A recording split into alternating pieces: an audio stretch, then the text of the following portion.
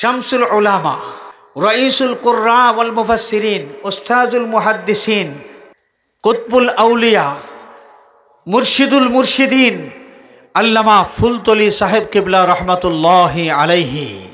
রসুল পাক সাল্লাল্লাহু আলাইহি ওয়াসাল্লামের মহব্বত তার অন্তরের মধ্যে ভরপুর ছিল।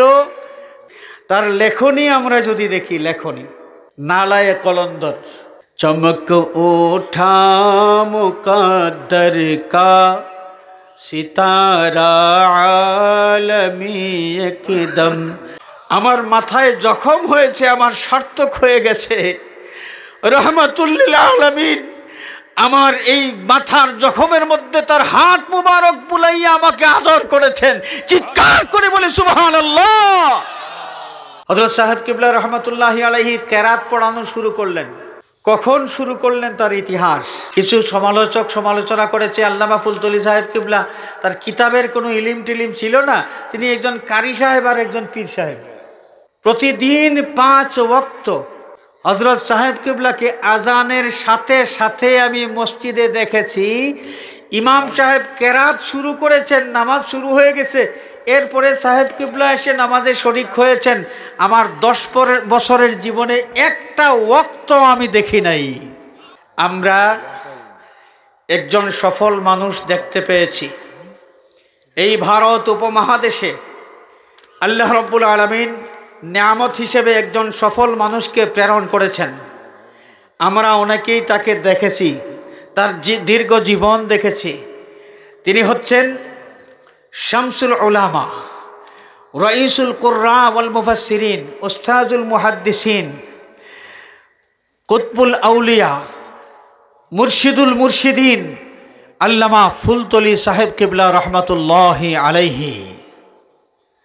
আল্লামা ফুলতলি সাহেব কিবলা রহমাতুল্লাহি আলাইহি যার সোহবত আমরা পেয়েছি দীর্ঘদিন। অনেক মানুষ মুরব্বিয়ানে কেরাম, অনেক মুরব্বী আছেন এখানে।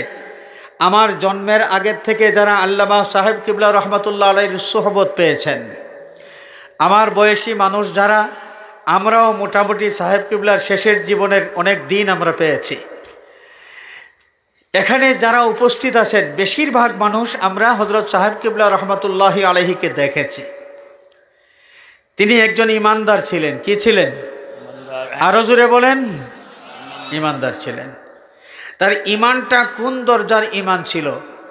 ইমানদারের ইমান, সকলের ইমানের দরজা কিন্তু এক সমান হয় না। সকলের ইমানের দরজা এক সমান হয় না। এই পৃথিবীতে যত নবী রাসূল আগমন করেছেন, সাইয়্যিদুনা হযরতে আদম আলাইহিস সালাতু ওয়াস সালাম থেকে শুরু করে আখিরি জামানার নবী মুহাম্মদুর রাসূলুল্লাহ সাল্লাল্লাহু আলাইহি ওয়াসাল্লামের উম্মত পর্যন্ত সর্বকালের যত ইমানদার উম্মত আছেন, সমস্ত উম্মতের মধ্যে যার ইমানের মর্যাদা সবচাইতে বেশি তিনি হচ্ছেন সাইয়্যিদুনা আবু বকর সিদ্দিক রাদিয়াল্লাহু তাআলা আনহু। আহলে সুন্নাত ওয়াল জামাতের আকীদা হলো আফদালুন নাসে বা'দাল আম্বিয়ায়ে সাইয়্যিদুনা আবু বকর রাদিয়াল্লাহু তাআলা আনহু। নবীগণের পরে উম্মতের মধ্যে সর্বকালের শ্রেষ্ঠতম উম্মত যিনি, তিনি হচ্ছেন সাইয়্যিদুনা আবু বকর সিদ্দিক রাদিয়াল্লাহু তাআলা আনহু। তার ইমানের এত বেশি দাম কেন? তার ইমানের এত বেশি দাম তার কারণ তার মধ্যে আমাদের নবী করিম সাল্লাল্লাহু আলাইহি ওয়াসাল্লামের মহব্বত সবার চাইতে বেশি ছিল। সুবহানাল্লাহ। যার মধ্যে আল্লাহর হাবিব সাল্লাল্লাহু আলাইহি ওয়াসাল্লামের প্রতি মহব্বত যত বেশি, তার ইমানের দাম তত বেশি।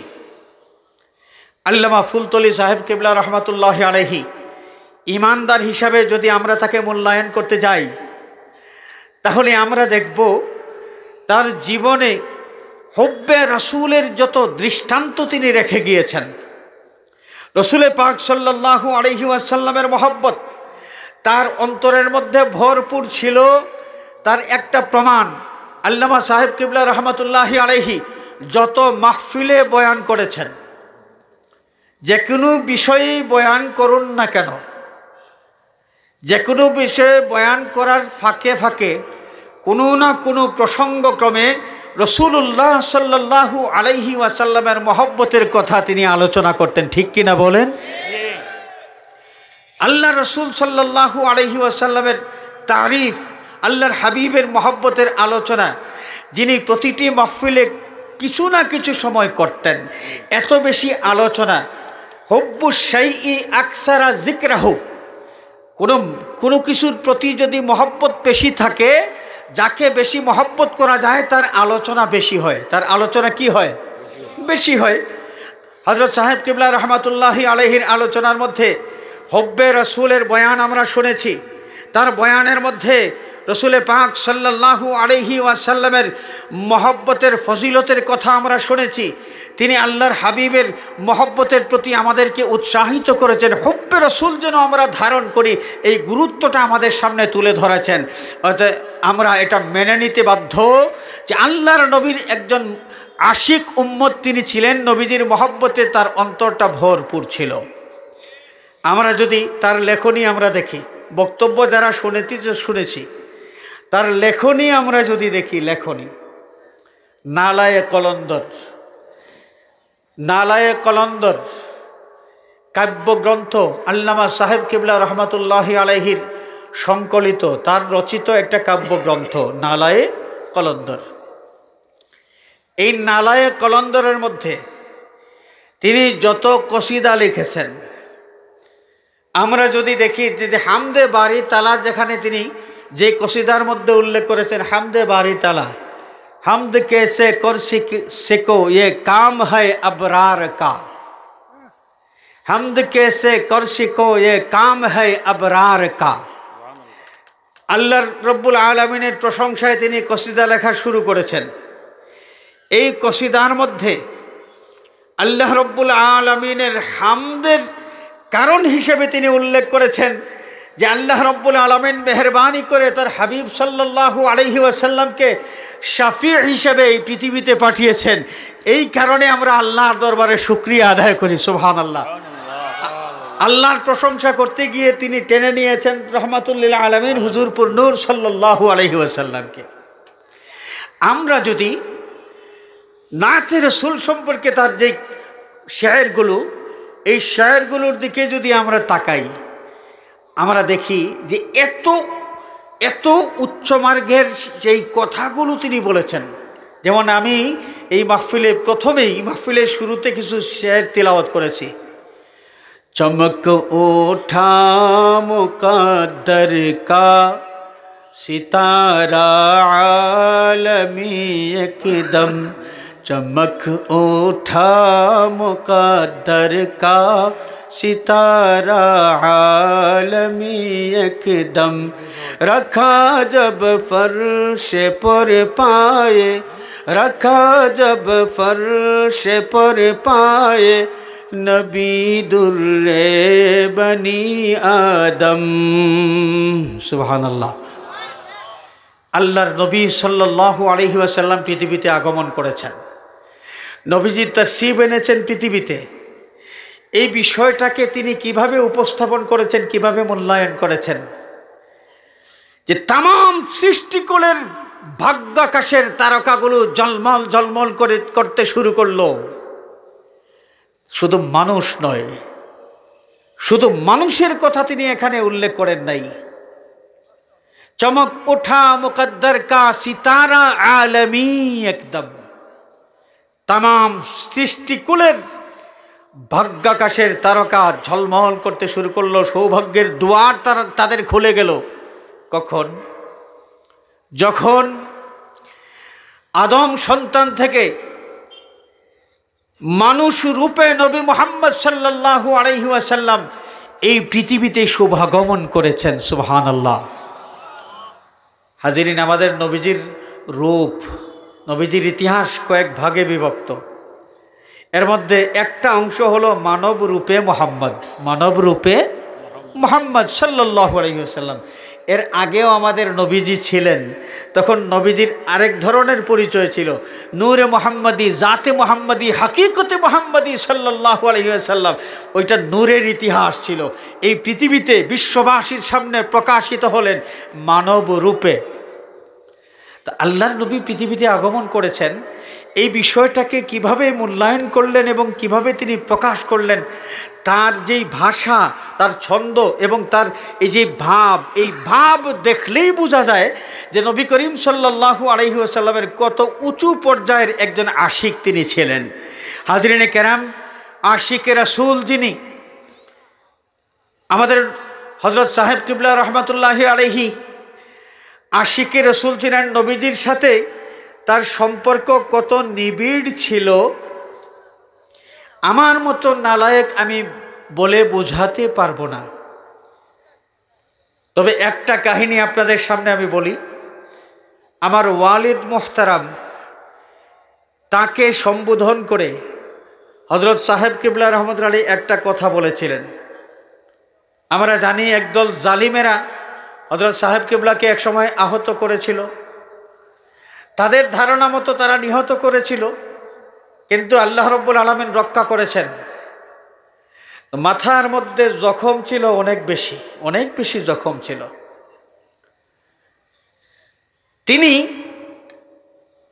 আমার ওয়ালিদ মোহতারামকে কানে কানে বললেন, এই কথাটা এখন আমি খোলামেলা বলতেছি, হযরত সাহেব কিবলাও দুনিয়া থেকে বিদায় নিয়েছেন, বলতে আর কোনো অসুবিধা নাই। কানে কানে বলেছেন, বাবা, আমার মাথায় জখম হয়েছে, আমার সার্থক হয়ে গেছে। আমার মাথায় জখম হয়েছে, আমার সার্থক হয়ে গেছে। রহমাতুল লিল আলামিন আমার এই মাথার জখমের মধ্যে তার হাত মুবারক বুলাইয়া আমাকে আদর করেছেন। চিৎকার করে বলে সুবহানাল্লাহ।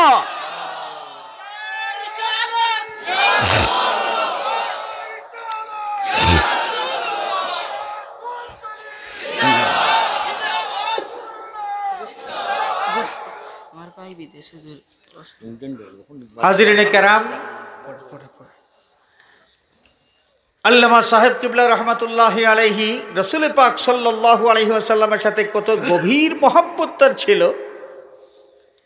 এর আরেকটা প্রমাণ না মুনতাখাবুস সিয়ার, রাসূলুল্লাহ সাল্লাল্লাহু আলাইহি ওয়াসাল্লামের জীবনী গ্রন্থ মুনতাখাবুস সিয়ার, উর্দু ভাষায় লেখা। এই মুনতাখাবুস সিয়ার এমন একটা কিতাব, এই একটা কিতাব যারা পড়াশোনা করেছেন, এই একটা কিতাবের মাধ্যমে নবীজি সাল্লাল্লাহু আলাইহি ওয়াসাল্লামের জীবনী সংক্রান্ত অথেন্টিক অনেকগুলো কিতাব আছে, সমস্ত কিতাবগুলোর তথ্য এক জায়গায় জমা পাওয়া যায়। সুবহানাল্লাহ। হাজরিনে কেরাম, আমি নবী করিম সাল্লাল্লাহু আলাইহি ওয়াসাল্লামের জীবনী খুঁজতে গিয়ে আল বিদায়া ওয়ান নেহায়া কিতাব মুতালা করেছি, আসিরাতুল হালাবিয়া মুতালা করেছি, তারপর আরও অনেক কিতাব, মাওয়াহিবুল লাদুনিয়া মুতালা করেছি, জাদুল মাআদ মুতালা করেছি, সুবুলুল হুদা ওয়ার রাশাদ মুতালা করেছি। আমি ছোট্ট মানুষ, আমার সামান্য জীবনে মোটামুটি নবী করিম সাল্লাল্লাহু আলাইহি ওয়াসাল্লামের জীবনী গ্রন্থগুলোর মধ্যে যেমন সিরতে ইবনে হিশাম, সিরতে ইবনে ইসহাক, এগুলো হচ্ছে আল্লাহর নবীর জীবনী গ্রন্থের মধ্যে অথেন্টিক গ্রন্থ। এগুলো মুতালা করার পর আমার ইচ্ছা হলো যে আমার সাহেব কিবলা রহমাতুল্লাহি আলাইহি মুনতাখাবুস সিয়ারের মধ্যে এই প্রসঙ্গে কি উল্লেখ করেছেন একটু পড়াশোনা করি। যখন আমি মুনতাখাবুস সিয়ার কিতাব পড়তে শুরু করলাম, আমি দেখি সিরতে ইবনে ইসহাক, সেই সিরতে ইবনে হিশাম, আল বিদায়া ওয়ান নেহায়া, আসিরাতুল হালাবিয়া সহ আমি ইতিপূর্বে সিরাতের যতগুলো কিতাব স্টাডি করেছি, সমস্ত কিতাবের মধ্যে মূল যেই তথ্যগুলো নবীজির জীবনী সম্পর্কে, সবগুলো তথ্য তিনি তার কিতাবের মধ্যে এক জায়গায় উল্লেখ করে দিয়েছেন। সুবহানাল্লাহ। মুনতাখাবুস সিয়ার নবীজির জীবনী গ্রন্থের মধ্যে অত্যন্ত গুরুত্বপূর্ণ একখানা কিতাব। এই কিতাব সাহেব কিবলার যখন লেখা শুরু করবেন, তখন তিনি কোন আঙ্গিকে কিতাবটা লিখবেন, ইতিহাসের দৃষ্টিকোণ থেকে নাকি নবী করিম সাল্লাল্লাহু আলাইহি ওয়াসাল্লামের পবিত্র জিন্দেগির দৃষ্টিকোণ থেকে এই কিতাব তিনি লিখবেন, তার এই লেখার দৃষ্টিভঙ্গি এটা নির্ধারণ করার জন্য তিনি পরিশান হয়ে গেছেন। পরিশান হয়ে গেছেন। হযরত সাহেব কিবলা রহমতুল্লাহ আলাইহি তখন তন্দ্রাচ্ছন্ন।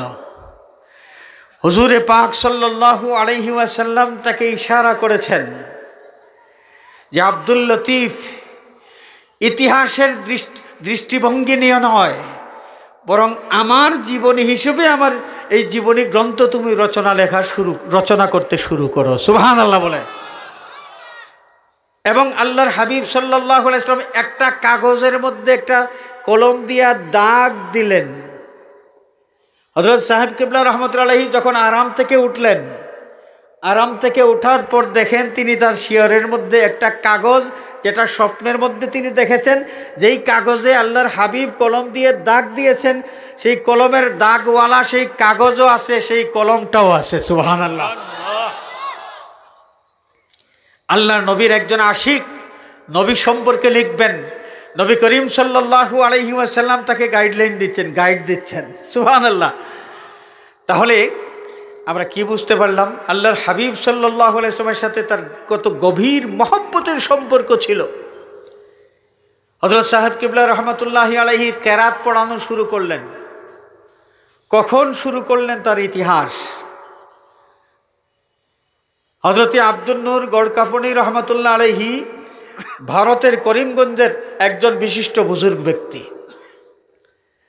আল্লামা সাহেব কিবলা রহমতুল্লাহ আলাইহি যখন রামপুর থেকে হাদিস শরীফের সনদ লাভ করলেন এবং রামপুর থেকে হাদিস বিভাগে তিনি উত্তীর্ণ হলেন দরজায়ে উলা আলিফ, যেটা বর্তমানে বলা হয় ফার্স্ট ক্লাস হয়ে তিনি হাদিস শরীফের সনদ অর্জন করেছেন।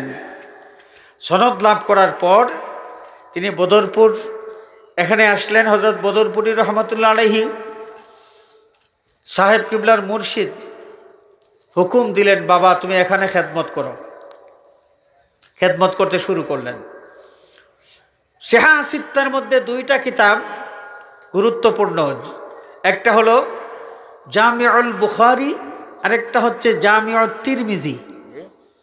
বুখারী শরীফের দর্শ দিতেন বদরপুরি রহমতুল্লাহ আলাইহি নিজে, আর জামিউত তিরমিজি শরীফের দর্শ দিতেন আল্লামা ফুলতলি সাহেব কিবলা রহমতুল্লাহি আলাইহি।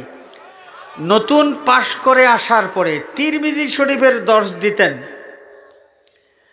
তো তিনি তিরমিজি শরীফের দর্শ দিচ্ছেন, হঠাৎ করে আব্দুল নূর গড়কাপনি রহমতুল্লাহ আলাইহি মহফিলে হাজির, ক্লাস চলতেছে। সাহেব কিবলা দর্শ দেওয়া বন্ধ রেখে তিনি জানতে চাইলেন যে জনাব আপনি কোনো দরকার আছে? গড়কাপনি রহমতুল্লাহ আলাইহি বললেন, জি দরকার আমার একটু আছে, তবে ক্লাস শেষ হোক তারপরে বলবো। তিনি বসে থাকলেন। হযরত সাহেব কিবলার দর্শ দেওয়া শেষ হলো। তারপর গড়কাপনি রহমতুল্লাহ আলাইহি বললেন যে আপনার কাছ থেকে কেরাত শিক্ষা করতে চাই আমরা, শুধু আমি না, বরং আমাদের এতদ অঞ্চলের উলামায়ে কেরাম, বড় বড় আলিম উলামায়ে কেরাম যারা, তাদের কেরাতের মধ্যে অনেক ভুল ত্রুটি আছে, এই ভুলগুলো সংশোধন করার জন্য আপনার কাছে আমরা কেরাত পড়তে চাই। হযরত সাহেব কিবলা রহমতুল্লাহ আলাইহি হুজুর খাহি করলেন, মাহজুরিয়ত পেশ করলেন যে এত বড় বড় বুজুর্গ আর আমি আপনাদেরকে কেরাত পড়াবো, এটা কেমনে হয়? তিনি রাজি হইলেন না। হযরত গড়কাপনি রহমতুল্লাহ আলাইহি চলে গেলেন। চলে যাওয়ার পর পরের দিন আবার ওই ক্লাসের মধ্যে সাহেব কিবলা হাদিস শরীফের দর্শ দিচ্ছেন, সেই বুজুর্গ উপস্থিত। সাহেব কিবলা জানতে চাইলেন, জনাব কোনো দরকার? তিনি বললেন যে দর্শ শেষ হোক তারপরে আমার দরকারের কথা আমি বলবো। বসে থাকলেন তিনি। সাহেব কিবলা হাদিস শরীফের দর্শ দিলেন, শেষ হলো দর্শ দেওয়া। তারপরে জিজ্ঞেস করলেন কেন এসেছেন? তখন গড়কাপনি রহমতুল্লাহ বললেন যে গতকাল যে প্রয়োজনের কথা নিয়ে এসেছিলাম, সেই একই কারণে আজকেও এসেছি। আমরা আপনার কাছে কোরআন শরীফ বিশুদ্ধ কোরআন তিলাওয়াত শিখতে চাই। তিনি বলেন, না আমি পারবো না। উজর পেশ করলেন। পারবো না তার মানে বিনয়। সাহেব কিবলা রহমতুল্লাহ আলাইহি সবসময় বিনয়ী ছিলেন, বিনয়ের ওয়াজ করতেন। আবার তিনি শুধু শুধু ওয়াজ করতেন এমন নয়, তিনি বিনয়ীও, নিজেও বিনয়ী ছিলেন। বিনয়ে তিনি প্রকাশ করলেন এবং তিনি বললেন যে আমি আপনাদের মতো বুজুর্গ, আপনাদেরকে আমি কোরআন শিক্ষা দেব, এটা আমি পারবো না। গড়কাপ্পি রহমতুল্লাহ আলাইহি বললেন যে আমার ইচ্ছায় আমি আসি নাই, উপর থেকে অর্ডার পেয়ে এসেছি। সাহেব কিবলা জিজ্ঞেস করলেন কি বদরপুরি রহমতুল্লাহ আলাইহি কি আদেশ দিয়েছেন? তিনি বললেন যে না, আরও উপর থেকে, আরও উপর থেকে। তা আরও উপর থেকে মানে? তখন গড়কাপ্পি রহমতুল্লাহ আলাইহি তিনি কারণ খুলাসা করে বললেন যে আমি স্বপ্নযুগে রাসূলুল্লাহ সাল্লাল্লাহু আলাইহি ওয়াসাল্লামের দিদার লাভ করলাম, আল্লাহর হাবিবের খেদমতে আরজ করলাম, ইয়া রাসূলুল্লাহ আপনার জবান মোবারক থেকে কোরআনে কারীমের তিলাওয়াত শুনতে চাই। আল্লাহর নবী কোরআনে কারীম তিলাওয়াত করে শোনালেন। তখন নবী করিম সাল্লাল্লাহু আলাইহি ওয়াসাল্লামের খেদমতে আমি আরজ করলাম, ইয়া রাসূলুল্লাহ আপনি যেই তর্জে কোরআনে কারীম তিলাওয়াত করেছেন, এই তর্জের তিলাওয়াত আমি শিখতে চাই, কার কাছে গেলে শিখতে পারবো? তখন আল্লাহর হাবিব সাল্লাল্লাহু আলাইহি ওয়াসাল্লাম ডান দিকে ইশারা করেছেন। আল্লাহর হাবিবের ডান দিকে তাকাইয়া, যার দিকে নবীজি ইশারা করতেছেন, তাকাইয়া দেখি আপনি। সুবহানাল্লাহ। আমি বুঝতে পারলাম যে আপনার কাছ থেকে কোরআনে কারীম, বিশুদ্ধ কোরআন তেলাওয়াত যদি শিখতে পারি, তাহলে নবী করিম সাল্লাল্লাহু আলাইহি ওয়াসাল্লামের তর্জের তেলাওয়াত করা, সেই তর্জের তেলাওয়াত আমরা শিখতে পারবো। সুবহানাল্লাহ। এই জন্য এসেছি। হযরত সাহেব কিবলা রহমতুল্লাহ আলাইহি এবারে আর না করতে পারলেন না, রাজি হয়ে গেলেন। তিনি জড়ায়ে ধরলেন গড়কাপ্পি রহমতুল্লাহ আলাইহিকে, কান্নাকাটি করলেন এবং তিনি রাজি হলেন যে বদরপুরের পাশেই হজরতে আদম খাকি রহমতুল্লাহ আলাইহি, যিনি হজরত শাহজালাল রহমতুল্লাহ আলাইহির একজন অনুষঙ্গী ওলি ছিলেন, এই আদম খাকি রহমতুল্লাহ আলাইহির মাজার শরীফ বদরপুরের পাশেই, ওইখানে মসজিদ আছে। সাহেব কিবলা ঠিক করলেন যে প্রতি বৃহস্পতিবার সপ্তাহে একদিন কোরআনে কারীমের সেখানে শিক্ষা চলবে। আমি আপনাদের খেদমতে আরজ করতে চাই যে আল্লাহর হাবিব সাল্লাল্লাহু আলাইহি ওয়াসাল্লামের সাথে তার কত নিবিড় সম্পর্ক ছিল, গভীর সম্পর্ক ছিল। আরও কি আমাদের প্রমাণ দরকার আছে? হাজরিনে কেরাম, তো যার মধ্যে নবী করিম সাল্লাল্লাহু আলাইহি ওয়াসাল্লামের এত বেশি মহব্বত, তার ইমানের দরজাটা অনেক উপরে, সাধারণ মাপের ইমানদার তিনি ছিলেন না।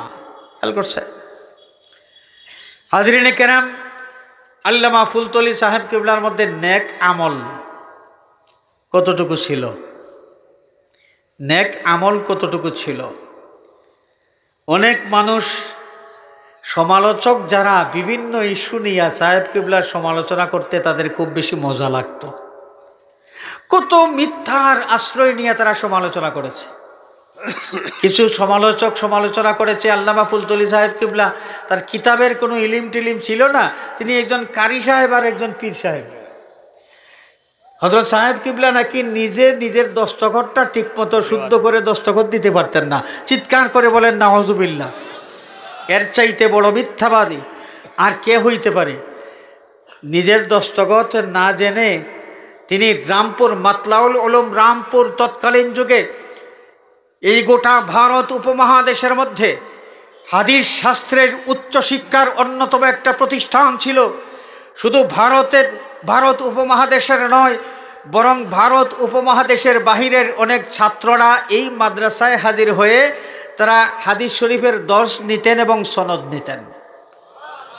দুনিয়ার বিভিন্ন দেশের যেই সমস্ত সহপাঠী ছিলেন, ক্লাসমেট ছিলেন, পরীক্ষা দিয়া প্রতিযোগিতামূলকভাবে তাদের মধ্যে তিনি ফার্স্ট হইতে পেরেছেন।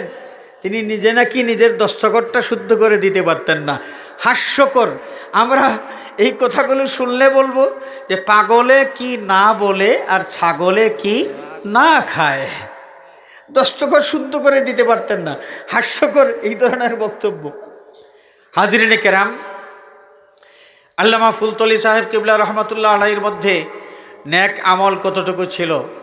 সমালোচকরা বলে যে তিনি মসজিদে হাজির হইয়া নামাজ পড়তেন না। তাদের সমালোচনার এই একটা অংশ, তিনি মসজিদে হাজির হইয়া নামাজ পড়তেন না। সফরের হালতে একজন মুসাফির ব্যক্তি কখন কিভাবে নামাজ পড়বেন মাসআলা যাদের জানা আছে, যদি তারা মাসআলাগুলো জানতো সমালোচনা করত না। এবারে শুনেন, আমার 10 বছরের অভিজ্ঞতার কথা আমি বলি। 10 বছর আমি ফুলতলি মাদ্রাসায় খেদমতে ছিলাম 10 বছর। আপনারা জানেন আল্লামা ফুলতলি সাহেব কিবলা রহমতুল্লাহ আলাইহি সপ্তাহের জুমাবার সিলেটে জুমার নামাজ আদায় করার পর ওইখান থেকে বাড়ির উদ্দেশ্যে রওনা করতেন, ফুলতলিতে অবস্থান করতেন সপ্তাহের 2 দিন। জুমাবারে এখান থেকে গেলেন, শনিবার এবং রবিবার 2 দিন ফুলতলি সাহেব বাড়িতে অবস্থান করতেন এবং সোমবার সকালবেলা তিনি সাহেব বাড়ির থেকে সফরের উদ্দেশ্যে রওনা করতেন। 10টা বছর আমি দেখেছি। 1 বছরে 52 সপ্তাহ যদি হয় তাহলে 10 বছরে কত সপ্তাহ? 52 সপ্তাহ, 520 সপ্তাহ। 520 সপ্তাহ। 520 সপ্তাহকে যদি আমরা 2 দিয়া গুণ দেই তাহলে কত হবে? কত দিন হবে? 2 দিন করে আমি পাইতাম প্রতি সপ্তাহে। 1040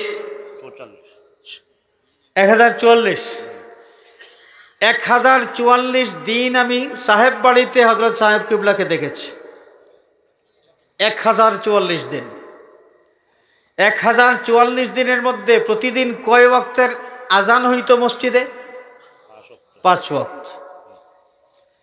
এই 1040 দিনের মধ্যে এই প্রতিদিন 5 ওয়াক্ত, একদম ফজরের নামাজ সহ প্রতিদিন 5 ওয়াক্ত হযরত সাহেব কিবলাকে আজানের সাথে সাথে আমি মসজিদে দেখেছি।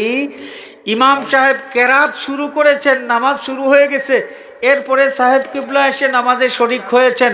আমার 10 বছরের জীবনে একটা ওয়াক্ত আমি দেখি নাই। বড় মজার বিষয়। একদিন ক্লাস চলতেছে, আমরা মাদ্রাসায় পড়াইতেছি, হঠাৎ করে শোনা গেল আজান।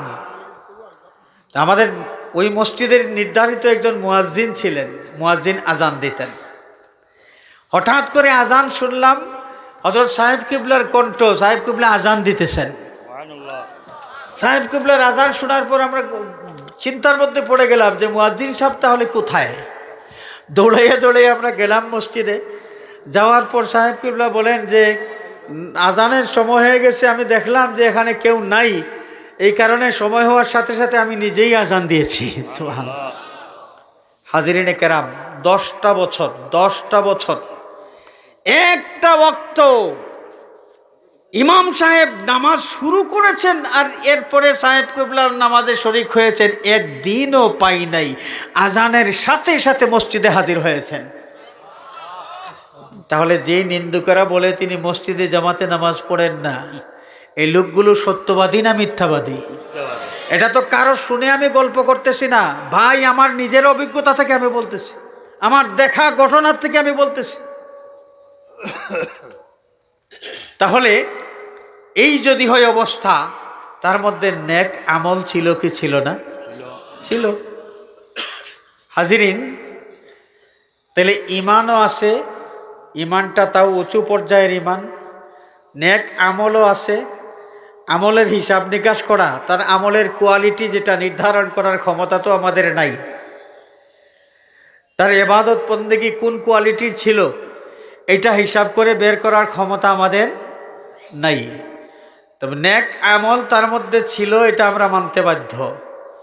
তারপরে থাকলো আল আমরু বিল মারুফ, সৎ কাজের আদেশ, ভালো কাজের প্রতি মানুষকে উৎসাহ দেওয়া। হযরত সাহেব কিবলার মধ্যে এটা ছিল কি ছিল না? সারা বছর যে ওয়াজ, সারা জীবন যে ওয়াজ করেছেন, মানুষকে ওয়াজ করে শোনায়েছেন, ভালো কাজের আদেশ করেছেন, ওয়ান্নাহি আনিল মুনকার, মন্দ কাজ থেকে মানুষকে নিষেধ করেছেন। তাহলে ঈমানও আছে, নেক আমলও আছে, আল আমরু বিল মারুফ আছে, আন-নাহয়ু আনিল মুনকারও আছে। এই 4টা বিষয় যাদের মধ্যে আছে, আল্লাহ রব্বুল আলামিনের ভাষায় এরা বিফল মানুষ নয়, এরা সফল কাম। এরা কারা? সফল কাম। তাহলে কামিয়াব, তু জাহানের কামিয়াব একজন ব্যক্তিত্ব ছিলেন আল্লামা ফুলতলি সাহেব কিবলা রহমাতুল্লাহি আলাইহি। চিৎকার করে বলি সুবহানাল্লাহ।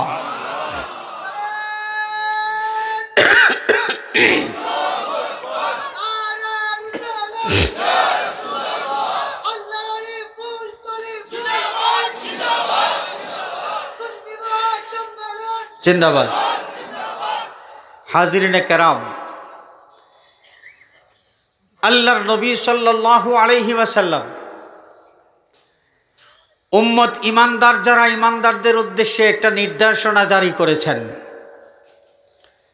সাইয়্যিদুনা হযরতে আবু সাঈদ খুদরি রাদিয়াল্লাহু তাআলা আনহু থেকে বর্ণিত হাদিস, রাসূলুল্লাহ সাল্লাল্লাহু আলাইহি ওয়াসাল্লামের ইরশাদ ফরমান, মান রাআ মিনকুম মুনকারান ফালিয়ুগাইয়িরহু বিয়াদিহি। তোমাদের মধ্যে কেউ যখন কোনো অন্যায় কাজ দেখবে, খারাপ কাজ দেখবে, তখন ক্ষমতা প্রয়োগ করে, শক্তি প্রয়োগ করে এটাকে তোমরা বারণ করবে। ওয়া ইল্লাম ইয়াস্তাতি ফাবিলিসানিহি, যদি ক্ষমতা প্রয়োগ করে সেই মন্দ কাজ আটকানো না যায়, তাহলে জবান দিয়ে প্রতিবাদ করবে। ওয়া ইল্লাম ইয়াস্তাতি, আর যদি তারও সামর্থ্য না থাকে, তাহলে ফাবি কালবিহি, অন্তর দিয়ে ঘৃণা করার মাধ্যমে প্রতিবাদ করবে। ওয়াজালিকা আদআফুল ঈমান, আর এটা হচ্ছে মন্দ কাজ দেখার পর অন্তর দিয়ে ঘৃণা করার মাধ্যমে প্রতিবাদ করা, আন্তরিকভাবে প্রতিবাদ করা, এটা হচ্ছে ঈমানের নিম্ন পর্যায়ের একটা কাজ। হাজিরিন, ঈমানদার উম্মত যারা, তাদের প্রতি আল্লাহর নবী সাল্লাল্লাহু আলাইহি ওয়াসাল্লাম যে দায়িত্ব অর্পণ করেছেন, আমাদের সাহেব কিবলা রহমাতুল্লাহি আলাইহি সেই দায়িত্ব কতটুকু পালন করেছেন, আমরা যদি ইতিহাসের দিকে তাকাই, হযরত সাহেব কিবলা রহমাতুল্লাহি আলাইহির পবিত্র জিন্দেগির দিকে যদি আমরা তাকাই, তাহলে আমরা দেখি বিভিন্ন সময়ে বিভিন্ন অপশক্তির মাধ্যমে ইসলাম বিরোধী অনেক সিদ্ধান্ত নেওয়া হয়েছিল।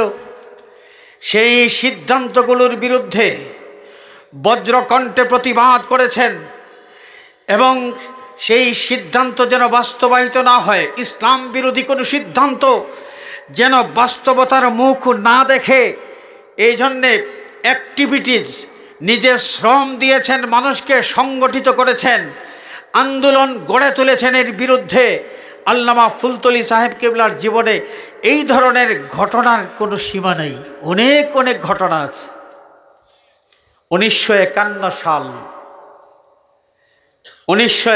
সাল আল্লামা ফুলতলি সাহেব কিবলা রহমাতুল্লাহি আলাইহি তখন ভারত অবস্থান করতেছিলেন। হঠাৎ করে তার কানে আসলো যে মাদ্রাসা শিক্ষা ব্যবস্থা, সরকারের তরফ থেকে মাদ্রাসা শিক্ষা ব্যবস্থা এটা বন্ধ করে দেওয়ার একটা সিদ্ধান্ত নেওয়া হয়েছে। কিন্তু সরকারের বিরুদ্ধে প্রতিবাদ করবেন, এখানে তো সাহসের দরকার। এই সাহস কার আছে?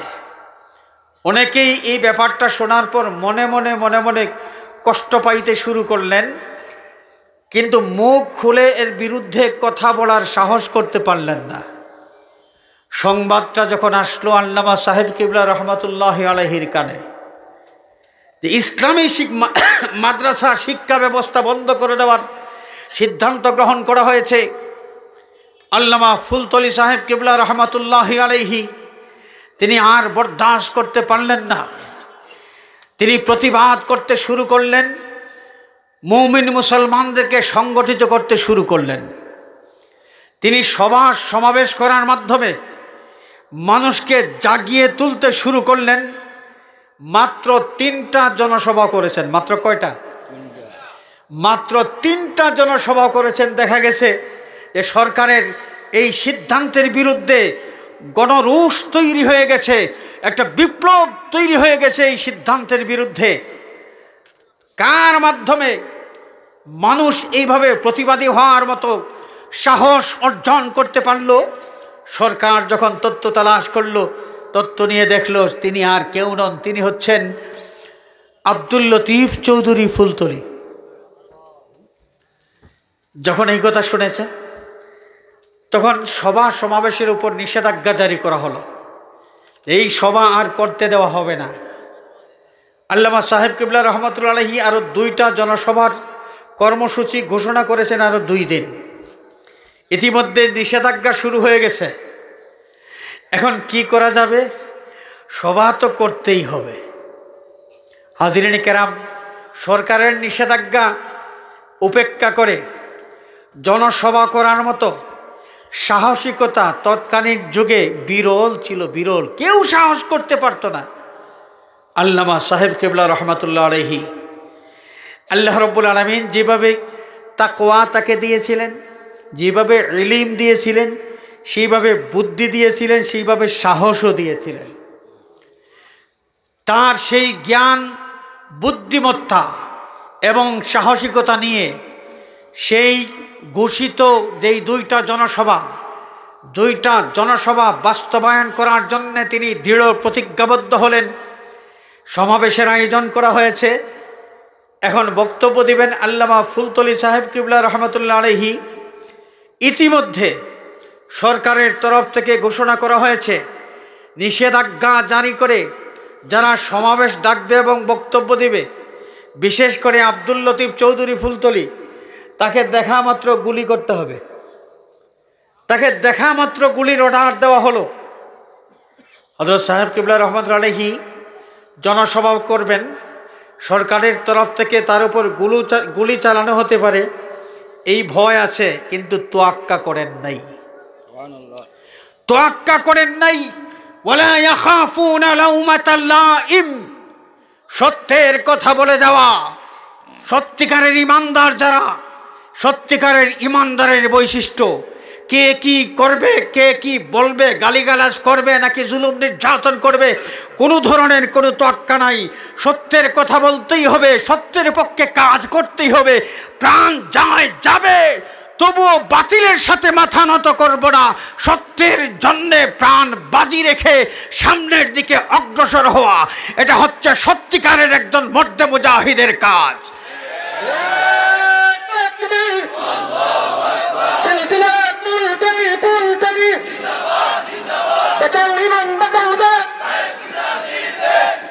হাজিরিনে কেরাম, আল্লামা সাহেব কিবলা রহমতুল্লাহ আলাইহি গুলির অর্ডার তার উপর, এটা কান্দের মধ্যে নিয়া, গুলির অর্ডার কান্দের মধ্যে নিয়া সেই কর্মসূচি বাস্তবায়নের জন্যে তিনি রওনা করলেন এবং এমন কৌশল অবলম্বন করলেন কেউ টেরও পায় নাই তিনি সভাস্থলে পৌঁছে গিয়েছেন।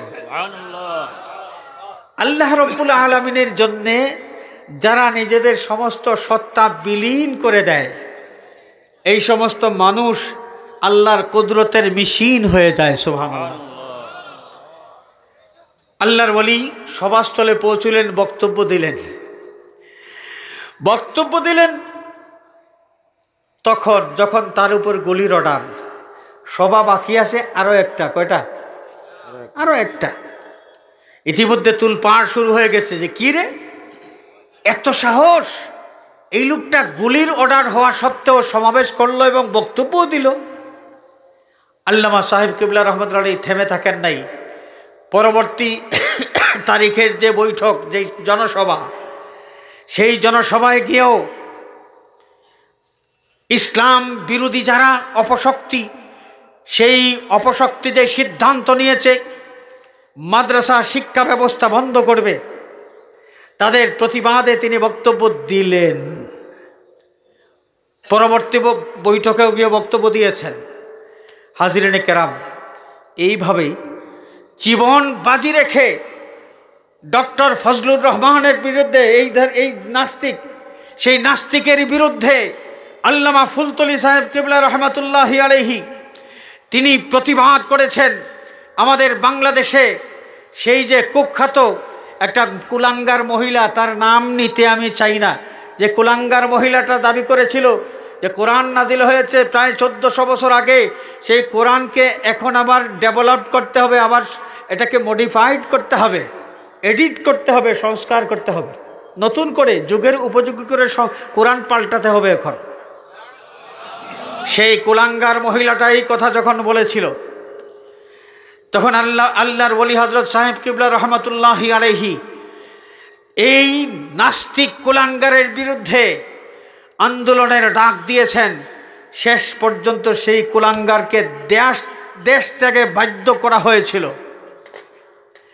হাজরিনে কেরাম, ঠিক এমনিভাবে সেই কুখ্যাত দাউদ হায়দার, সেই কুখ্যাত আহমেদ শরীফ, যেই নাস্তিকগুলো আল্লাহর দুশ্মন, নবীর দুশ্মন, ইসলামের বিরুদ্ধে, ইসলামের নবীর বিরুদ্ধে যারা বক্তব্য দিয়েছিল, তাদের বিরুদ্ধে বজ্রকণ্ঠে প্রতিবাদ করেছিলেন, তাদের বিরুদ্ধে আন্দোলন সংগ্রাম করে তুলেছিলেন, মুমিন মুসলমানদেরকে তিনি উজ্জীবিত করেছিলেন।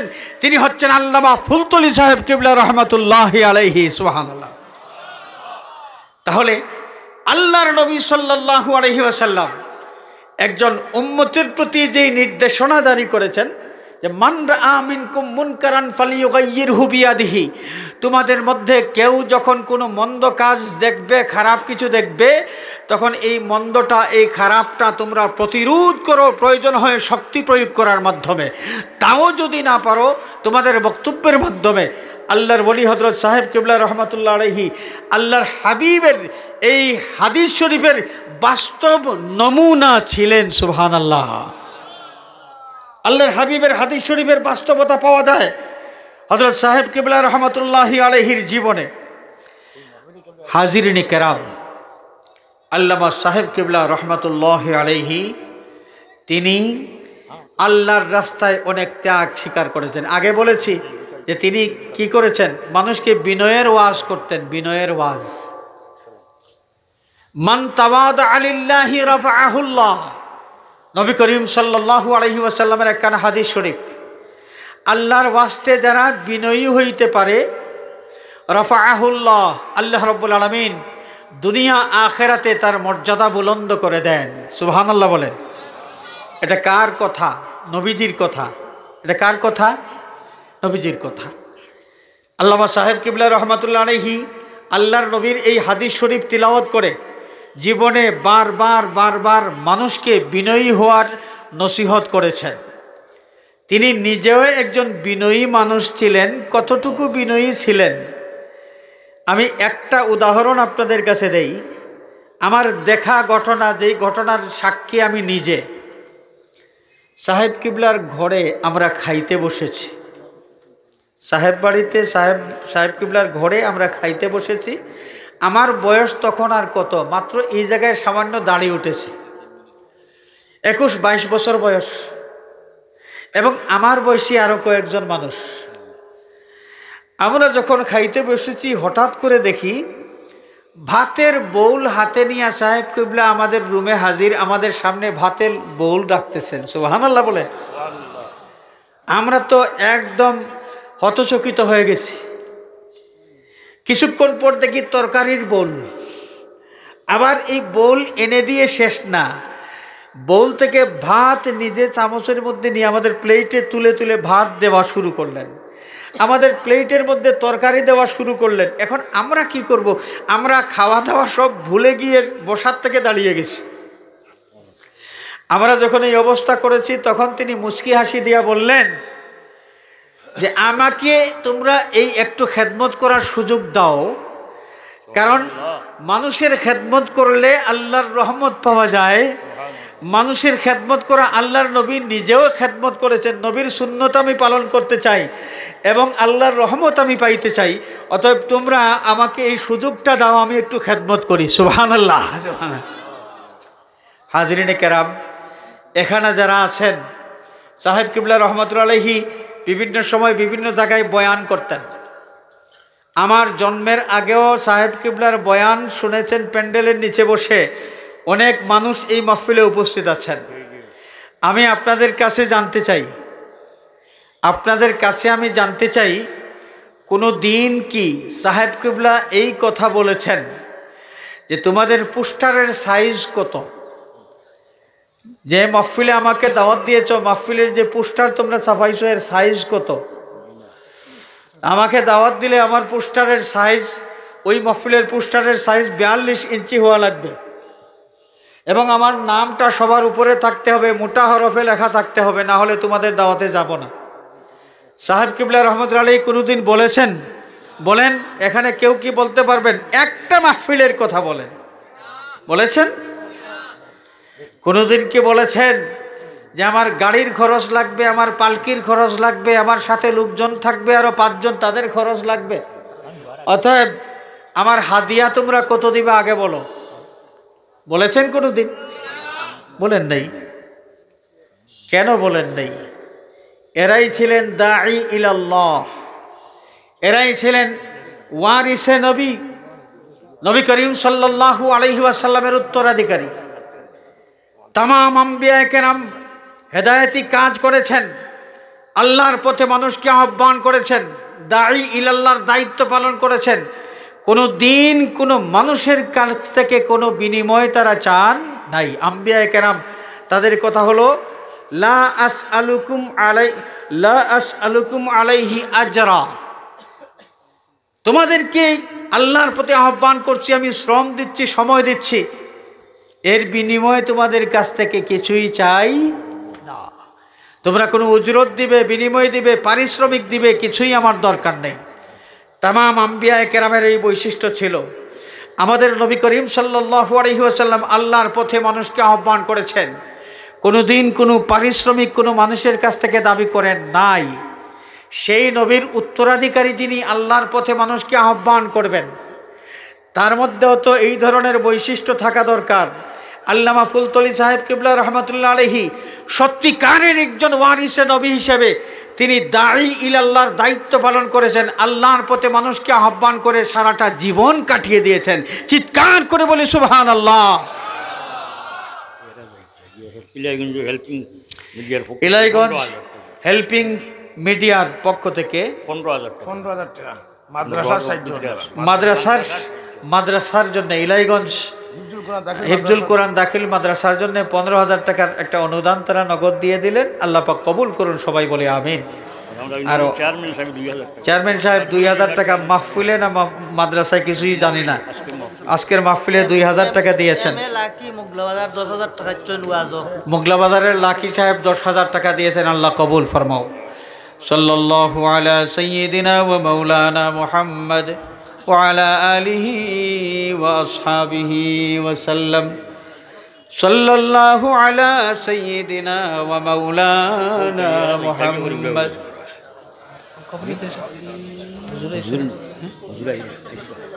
সাল্লাল্লাহু আলা সাইয়্যিদিনা ওয়া মাওলানা মুহাম্মদ ওয়া আলা আলিহি ওয়া আসহাবিহি ওয়া সাল্লাম।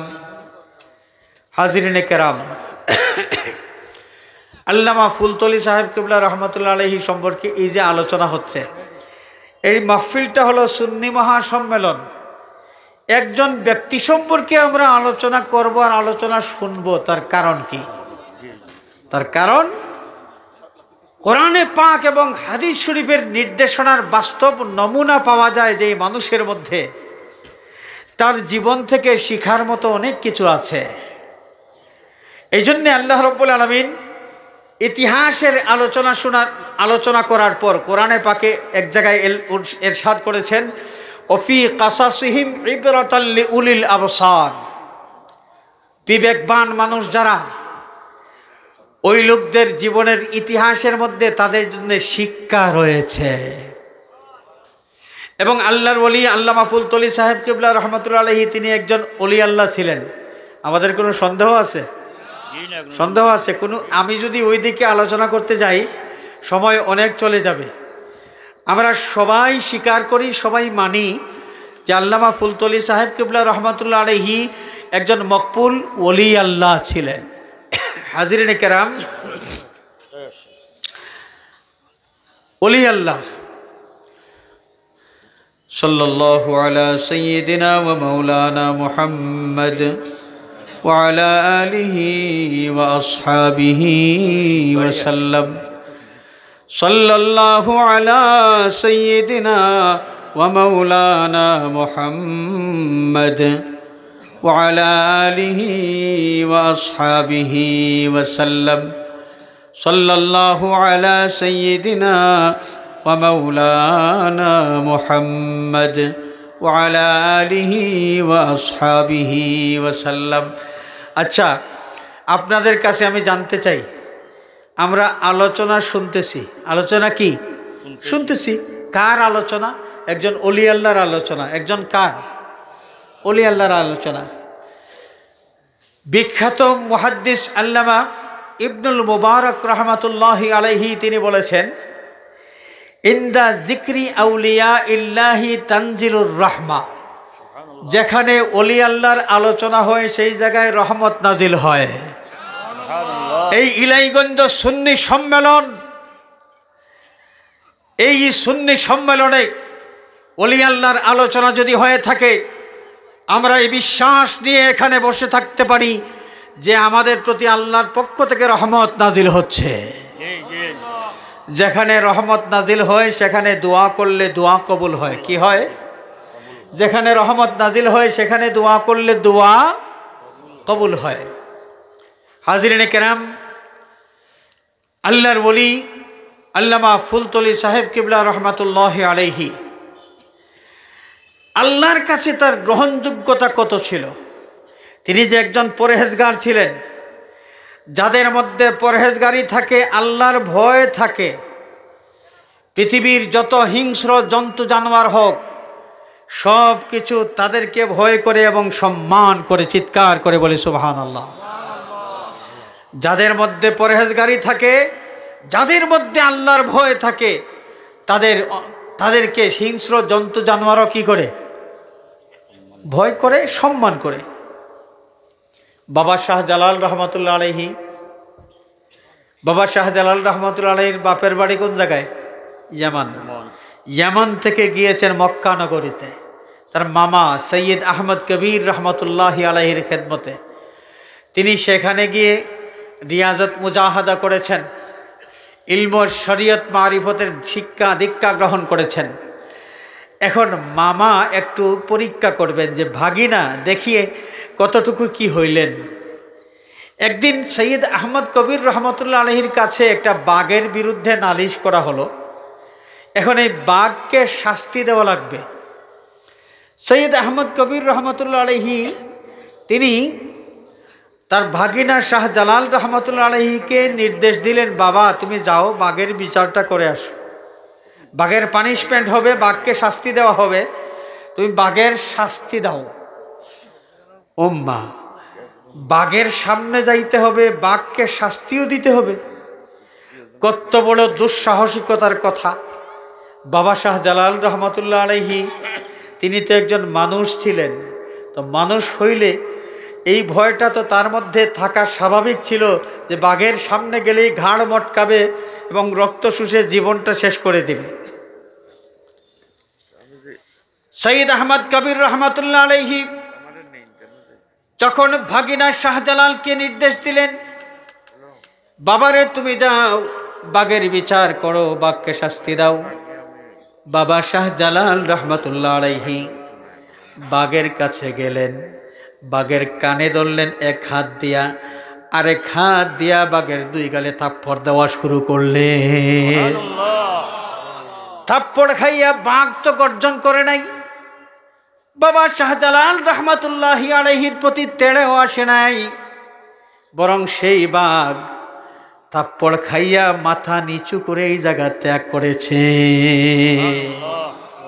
যাদের অন্তরের মধ্যে আল্লাহর ভয় যত বেশি থাকে, পৃথিবীর সব হিংস্র জন্তু জানোয়ার তাদেরকে ভয় করে এবং সম্মান করে। আমার ওয়ালিদ মোহতারামের কাছ থেকে আমি শুনেছি, আমার ওয়ালিদ মোহতারাম নিজে যেই ঘটনার সাক্ষী ছিলেন, সেই কুলাউড়ার পূর্বে গাজীপুরের ওই দিকে, ওই যে জুড়ি এবং কুলাউড়ার মাঝামাঝি স্থানে এইদিকে গহীন জঙ্গল পাহাড়, এখনো পর্যন্ত রাতের বেলা ওই পাহাড়ের পাদদেশে রাস্তা আছে, পাহাড়ের নিচ দিয়ে রাস্তা আছে, রাস্তা দিয়ে যাইতে ভয় লাগে এখনো। এখন রাস্তা হইছে, কারেন্ট আছে, সব আছে, এখনো সেই স্থান যদি এত ভয়ঙ্কর হয় তাহলে তখন কেমন ছিল? এই ঘটনাটা, যেই ঘটনা প্রায় 50 বছরের বেশি সময় আগের ঘটনা, এটা তখন অবস্থাটা কেমন ছিল? আমার ওয়ালিদ মোহতারাম নিজে বর্ণনা করতেছেন যে হযরত সাহেব কিবলা রহমতুল্লাহ আলাইহি চিল্লা করতে গিয়েছেন। চিল্লা করা, চিল্লা, এটা ডিজিটাল চিল্লা না, আমাদের বর্তমানে ডিজিটাল চিল্লা।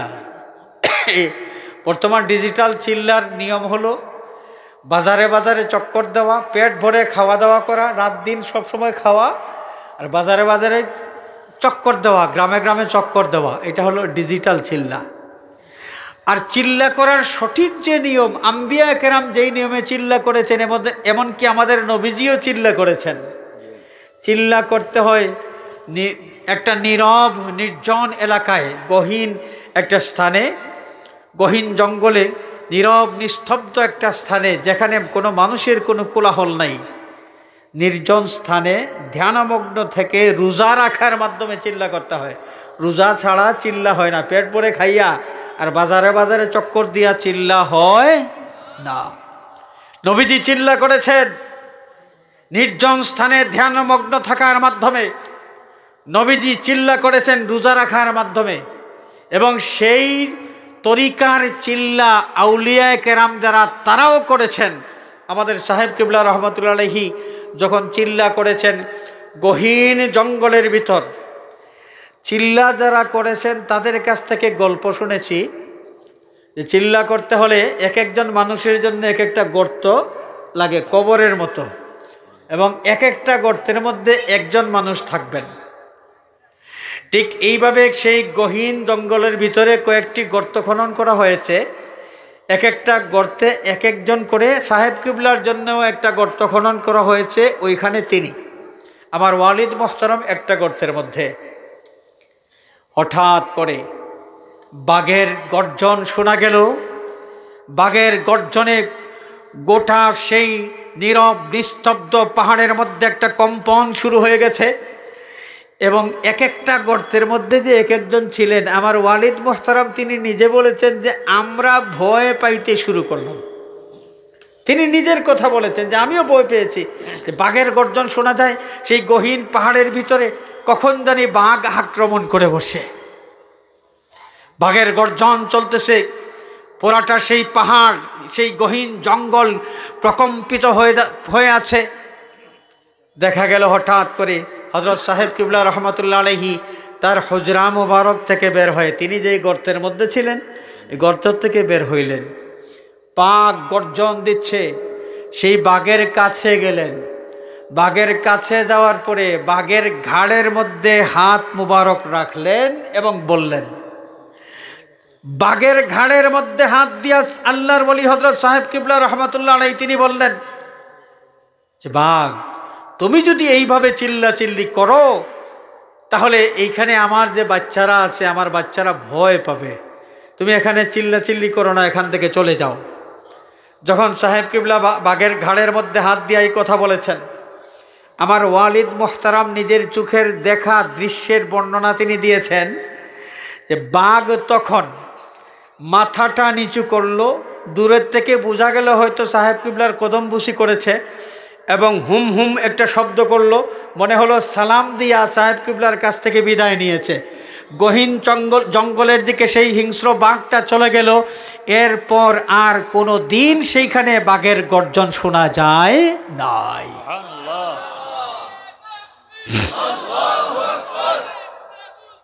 জিন্দাবাদ। হাজিরিনে কেরাম, আল্লাহর খাস মহব্বত যারা অর্জন করেন, আল্লামা ফুলতলি সাহেব কিবলা রহমতুল্লাহ আলাইহি আল্লাহর খাস মহব্বত অর্জন করতে পেরেছেন, এই ব্যাপারে বিশ্বাস করতে আমাদের অসুবিধা আছে? অসুবিধা আছে? তাহলে এর পক্ষে একটা দলিলও আমি দেই। আল্লাহ রাব্বুল আলামিন একটা হাদিস শরীফের মাধ্যমে একটা বিষয় জানিয়ে দিয়েছেন। সহিহ বুখারী শরীফ সহ বিভিন্ন হাদিস গ্রন্থের মধ্যে বিশুদ্ধ সনদে বর্ণিত হয়েছে একখানা হাদিসে কুদসি। নবীজি সাল্লাল্লাহু আলাইহি ওয়াসাল্লাম আল্লাহ পাকের বক্তব্য উম্মতকে শোনাচ্ছেন। এই বক্তব্যের শুরু হয়েছে, ভূমিকার মধ্যে আল্লাহ রাব্বুল আলামিন উল্লেখ করেছেন, মান আদালি ওয়ালিয়ান ফাকাদ আযানতুহু বিল হারবি। আল্লাহ রাব্বুল আলামিন ঘোষণা দিচ্ছেন, আমার বন্ধু যারা, আমার নৈকট্যপ্রাপ্ত বন্দা যারা, আমার ওলি যারা, আমার কোনো ওলির সাথে যারা দুশ্মনী রাখবে, আমার ওলির দুশ্মনদের বিরুদ্ধে আমি আল্লাহ যুদ্ধ ঘোষণা করলাম। সুবহানাল্লাহ। এই হাদিস শরীফের পরবর্তী অংশের মধ্যে এসেছে আল্লাহ রাব্বুল আলামিন ঘোষণা দিয়েছেন যে আমার বন্দারা আমার কুরবত হাসিল করার অন্যতম একটা উপায় হলো আমি তাদের উপর যা বিধিনিষেধ দিয়েছি সেই বিধিনিষেধ যথাযথভাবে অনুসরণ করে চলা। এরপরে আল্লাহ পাক আবারও বললেন, ওয়ালা ইয়াজালু আবদি ইয়াতাকাররাবু ইলাইয়া বিন-নওয়াফিলি। আমার বন্দাদের মধ্যে সব বন্দা এক সমান নয়। আমার বন্দাদের মধ্যে কিছু বন্দা এমন আছে, আমি আল্লাহর কুরবত হাসিল করার জন্য